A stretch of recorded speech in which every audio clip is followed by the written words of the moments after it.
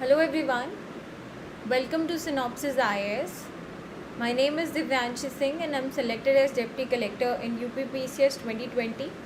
Also, I have secured All India Rank 726 in UPSC Civil Services Examination 2020. तो इस lecture में हम cover करेंगे इंटरनेशनल रिलेशंस में हम पढ़ते हैं institutions, multilateral institutions, global institutions. तो उसमें हम बिम्स्टेक टॉपिक है उसको आज कवर करेंगे. So this lecture is part of our mains classroom program. About more courses you can visit website synopsisis.in. यहाँ पे आपको बाकी कोर्सेज के बारे में जानकारी मिल जाएगी डिटेल में.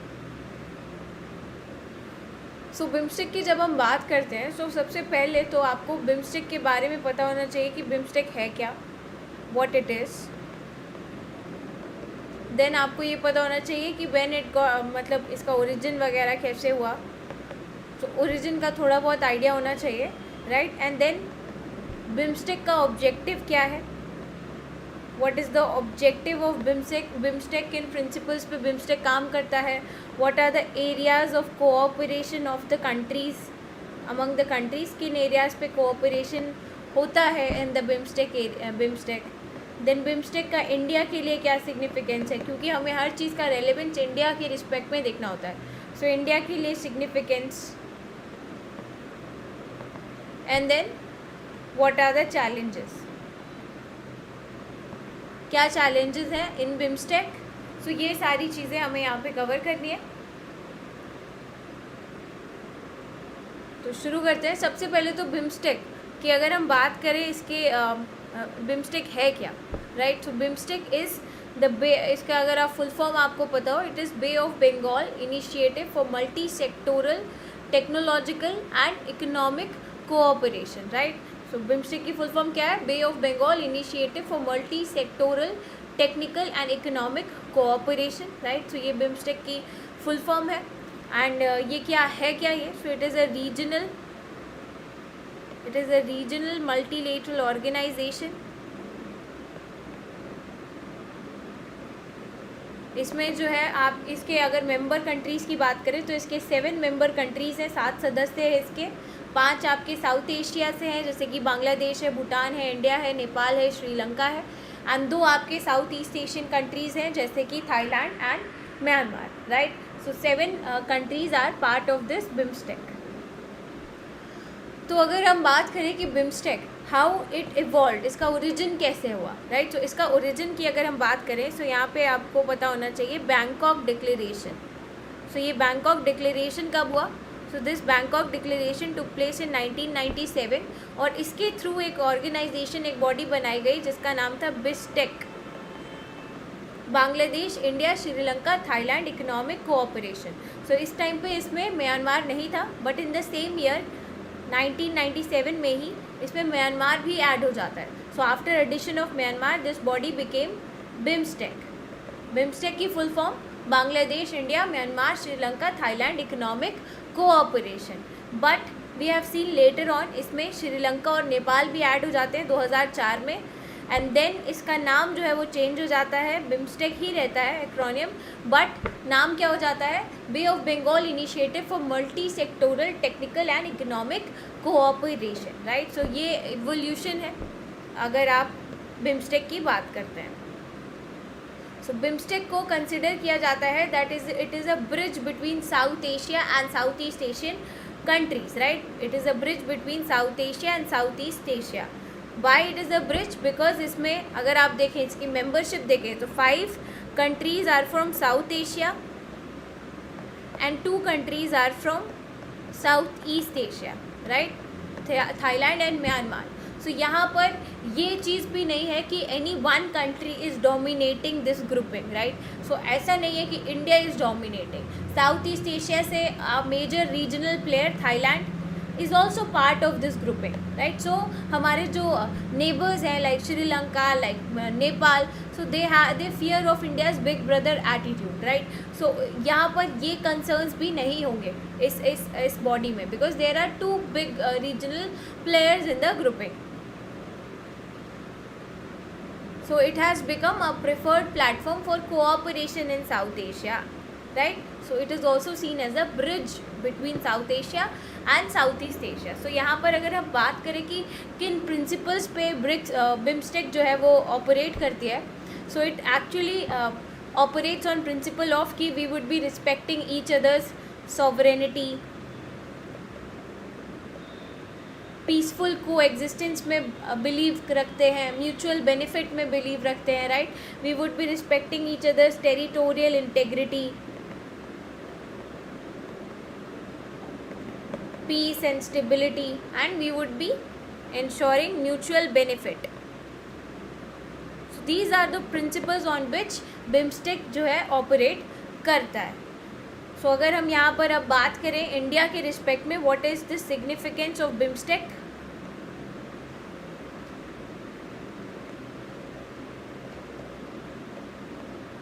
For India.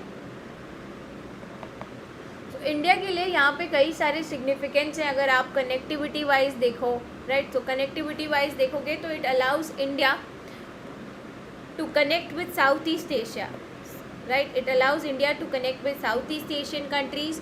It also allows India so that we can provide better connectivity to the northeast.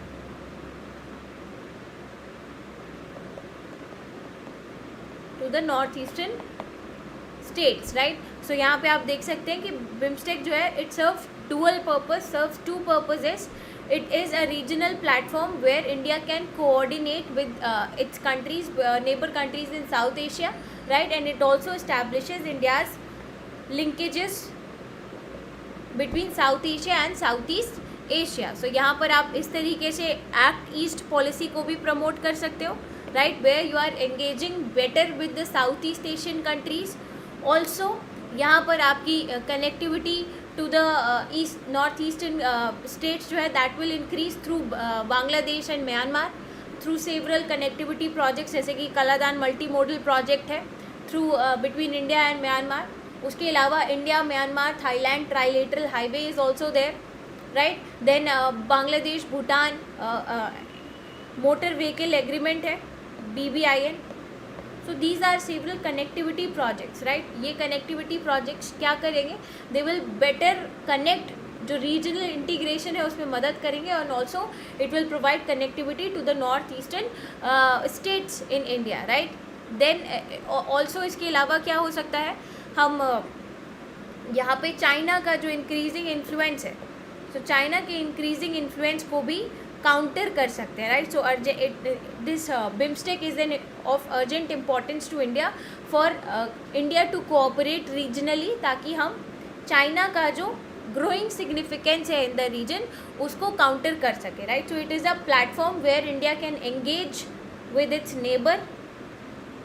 सो यहाँ पर इंडिया अपनी नेबरहुड फर्स्ट पॉलिसी को भी प्रमोट कर सकता है, इंडिया अपनी एक्ट ईस्ट पॉलिसी को भी प्रमोट कर सकता है, इंडिया चाइना को काउंटर करने के लिए अपने आसपास पड़ोसी रीजन्स के साथ बेटर कोऑपरेट कर सकता है, right? And at the same time India can provide connectivity to the north eastern states,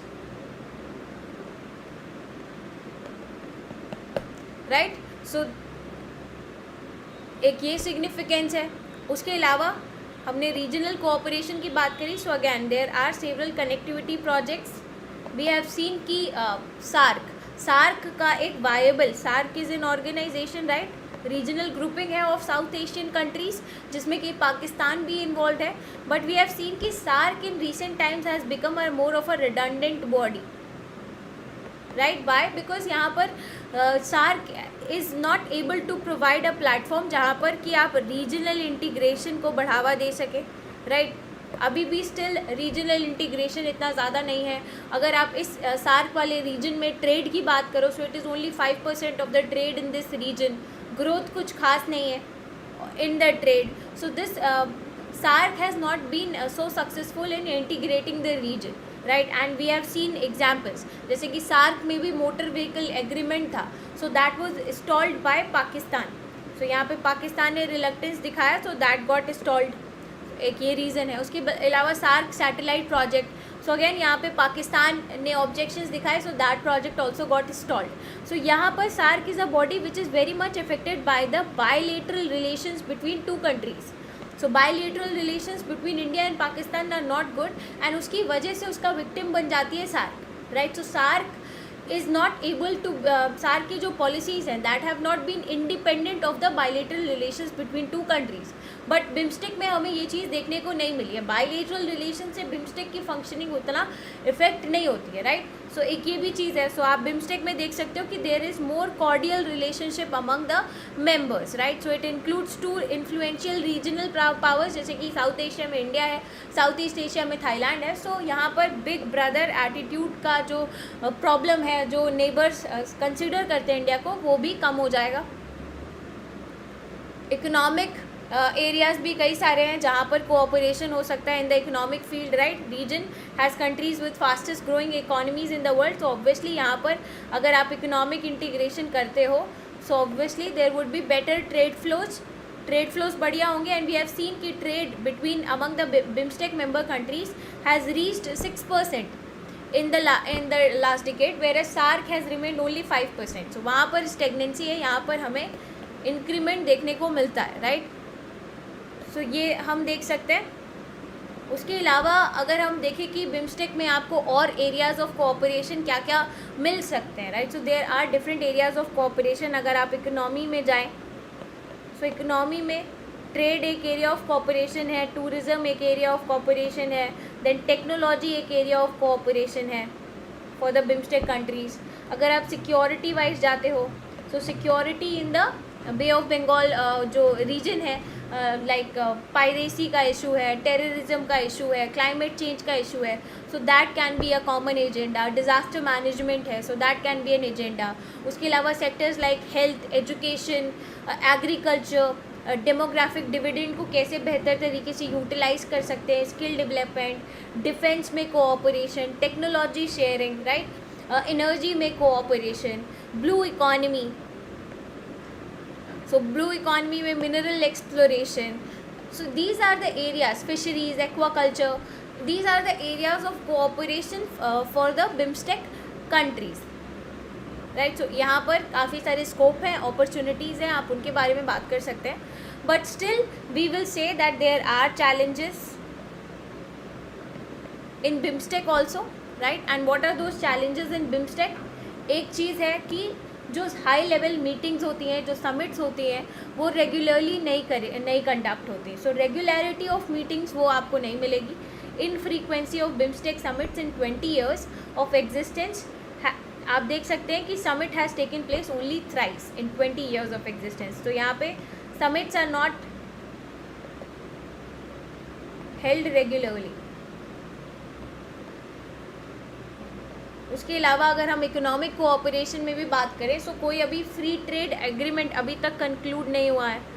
negotiations 2004 से शुरू हो गए थे, but still not concluded. So again regional integration की अगर हम बात करें, इकोनॉमिक रीजनल इंटीग्रेशन की, so BIMSTEC has not achieved its potential yet, right. It has not been that successful.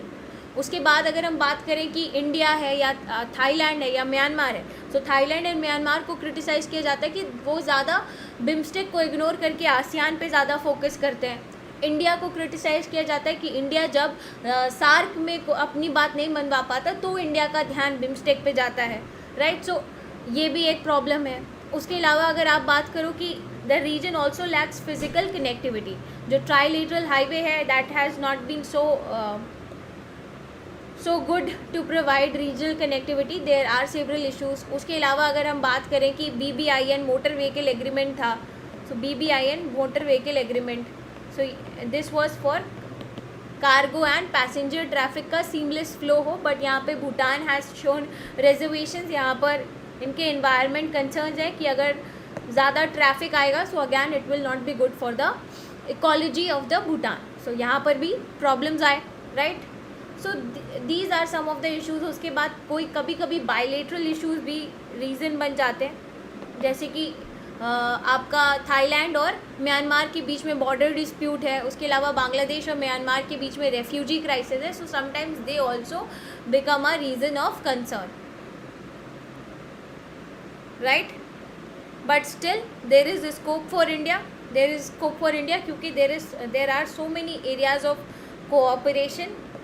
And since SAARC has become redundant. BIMSTEC is a platform where India can interact, right? Where India can provide connectivity, where India can give boost to its Act East policy, neighborhood first policy, connectivity to Northeast. So India should be focusing upon BIMSTEC, right? So in terms of connectivity, you can see these are the projects we have already discussed about. So BIMSTEC fits in the agenda of greater role for India in Indo-Pacific too. So we have seen that Indo-Pacific में India की centrality is increasing, right? Indian centrality is increasing. So BIMSTEC का role वहाँ पर भी हमें देखने को मिलता है, right? To ensure that India is a net security provider, we also need the regions around India to cooperate with it. Then it also aids into the efforts of South-South cooperation. So obviously BIMSTEC region is very much important for its diversity. अगर आप member countries को देखो तो South Asia and Southeast Asian countries both are there. In terms of resources also, there is huge scope for resource exploitation if you are working in synergies. So यहाँ पे regional integration से India को काफ़ी ज़्यादा फ़ायदा है, right? And India should be positively engaging on several fronts, economic, political, with the BIMSTEC, right? So this you should be knowing regarding BIMSTEC. So this was it for this class. Thank you.